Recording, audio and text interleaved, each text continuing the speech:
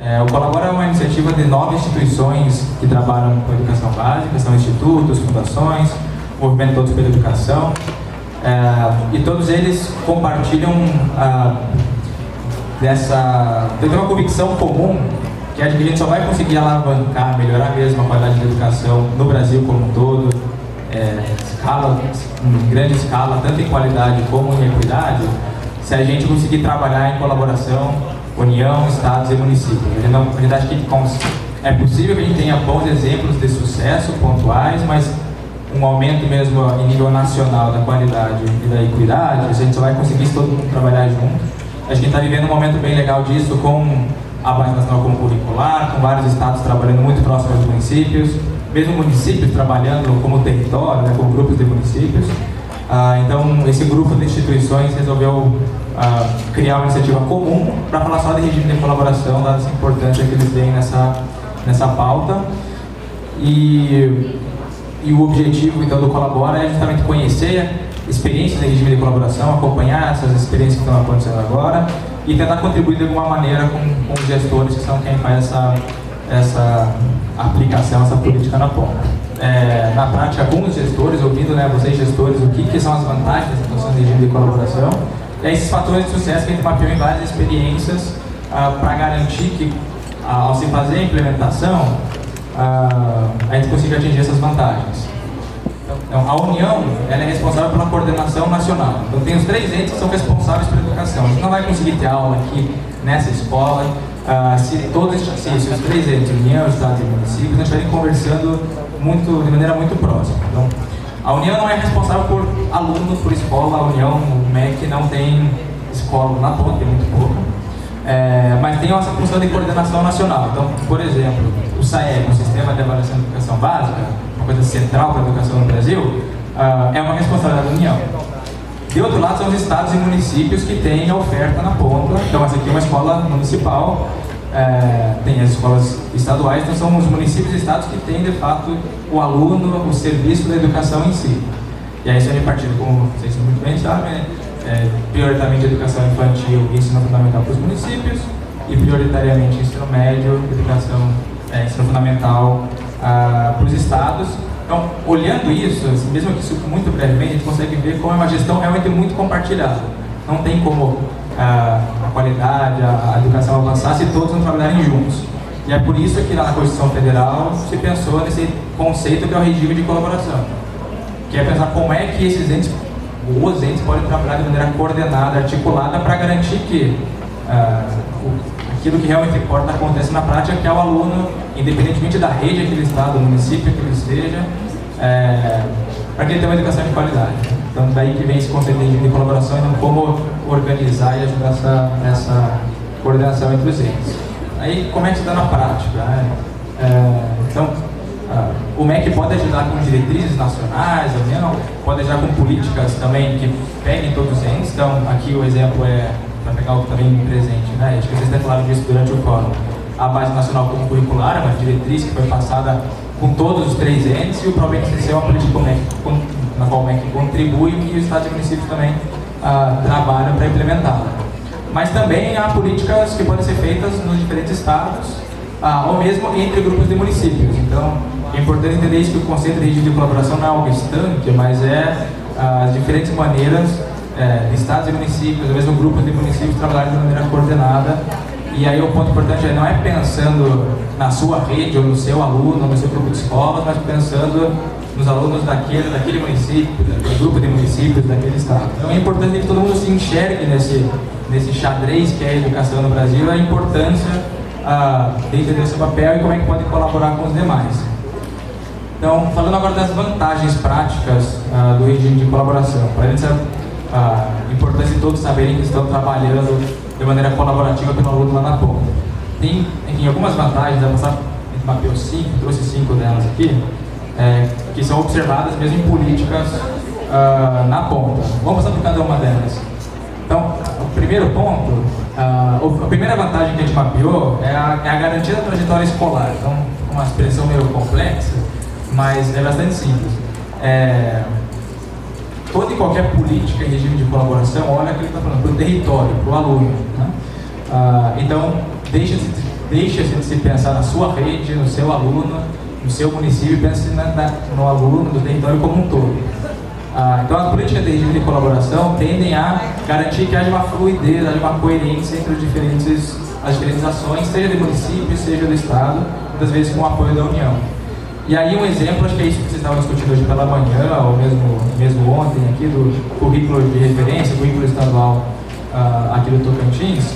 Ele a implementação dele vai ser mesmo uma política em regime de colaboração, porque ele vai garantir que um aluno que está em Paraíso e se mude para Porto Nacional continue tendo a mesma base curricular, os mesmos insumos, as formações dos professores vão ser similares quando está olhando para um mesmo referencial curricular. Então, isso é ligado ao regime de colaboração. O aluno pode mudar de município, a formação do professor que dá nas duas redes também vai fazer mais sentido nas duas redes. Então, essa é a primeira vantagem bem clara do regime de colaboração. Acho que vocês estão falando disso hoje pela manhã no caso da base, do currículo, então implementando e avançando nisso.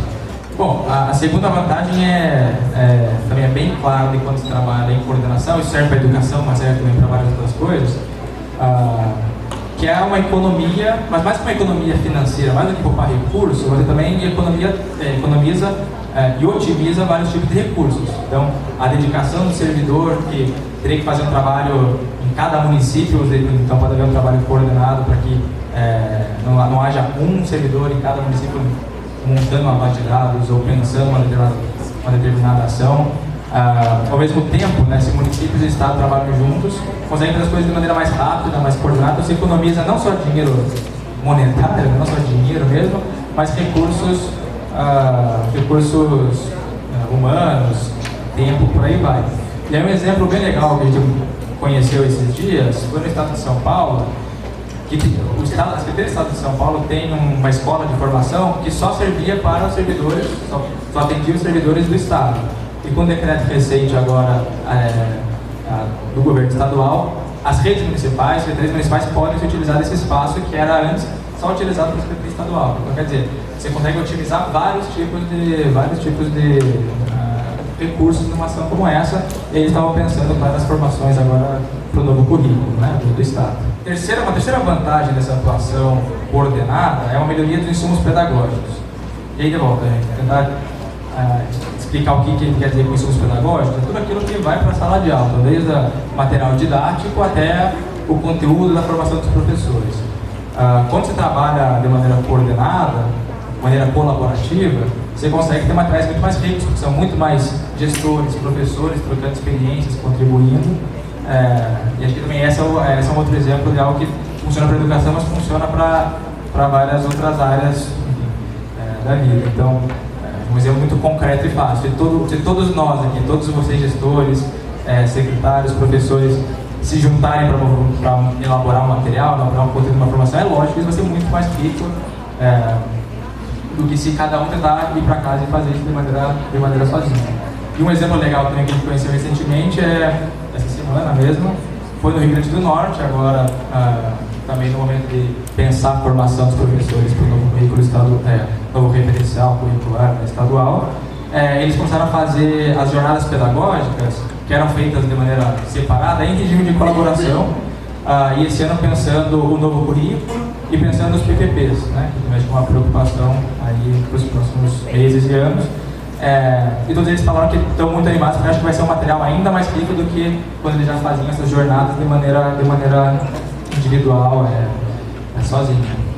Aí, para além dos insumos pedagógicos, quando se trabalha de maneira coordenada, se consegue ter melhores e maiores políticas públicas. Quando tem um trabalho coordenado de municípios e estados, você consegue ter um escopo muito mais amplo, você consegue ter projeções mais ambiciosas, tentar abarcar um território muito maior, mais alunos. E além disso, de você juntar força e poder fazer mais, já volta, o momento da base mostra como juntando força é possível fazer uma política muito grande dentro de cada estado também. Isso pode ajudar a que haja uma continuidade das ações. Quer dizer, quando municípios entre si, municípios com o Estado se comprometem a trabalhar de maneira coordenada, passam a trabalhar de maneira colaborativa por algum tempo, é muito mais difícil depois ele deixar de colaborar com os outros também, porque todos ali agora estão nesse esforço comum. Então Então é muito maior a chance de que haja uma institucionalização, uma continuidade dessas ações coletivas. E isso, é claro, também permite que haja uma melhoria da política ao longo do tempo. Trabalhando de maneira coordenada, uma política com muito mais tempo, você consegue avaliar o que deu certo e o que não deu certo, o que pode melhorar, o que não pode melhorar, por aí vai. E aí a última vantagem, então, que a gente mapeou, acho que há outras, mas aí são cinco que a gente quis destacar, é a promoção da equidade. Essa aí acho que é uma das coisas mais legais que a gente observa nessas políticas de regime de colaboração. E aí, repetindo um pouco aquele ponto lá da primeira vantagem. Quando você trabalha em regime de colaboração, você olha para o território, você não olha para uma rede ou para um município. Então quer dizer que todos vão estar se beneficiando daquela política, né? E mais do que isso, também às vezes você pode dar um tratamento diferente para aqueles que têm desafios específicos, uma região, um grupo de municípios tem algum desafio específico naquela região. Quando todos estão nessa política colaborativa, você pode ver como apoiar esse grupo de municípios de alguma maneira. Então é legal que todos tentam avançar, melhorar de maneira conjunta.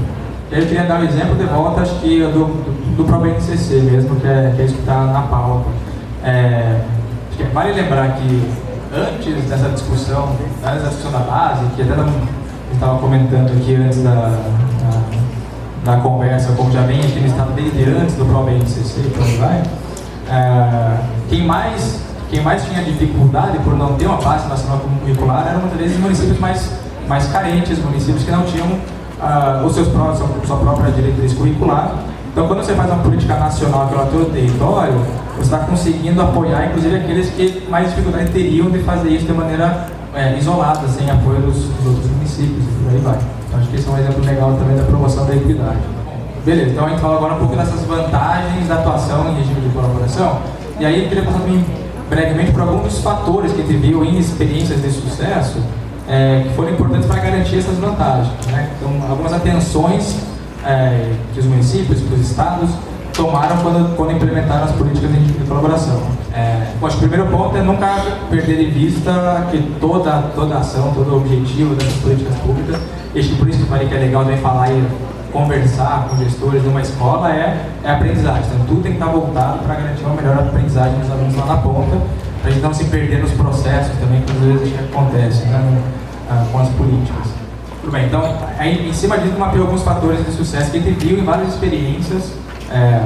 Aproveitando que a secretária do Jimmy estava lá do Ceará, está aqui, o Ceará também, por exemplo, trouxe vários.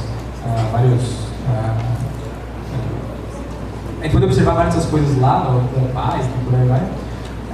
O primeiro ponto é o compromisso técnico e político, né? E aí, qual é o ponto? São muitos atores, são muitos secretários municipais, muitas lideranças locais, a Secretaria Estadual, os conselhos, são muitos atores, muitas lideranças que estão envolvidas numa única política e é importante que todas elas, então, se juntem para garantir, se comprometam a garantir o apoio para que os técnicos, para que as equipes façam essa política com calma e ao longo do tempo. Então, esse compromisso entre as equipes técnicas e as lideranças locais e secretários é muito importante para que a política permaneça e seja bem implementada.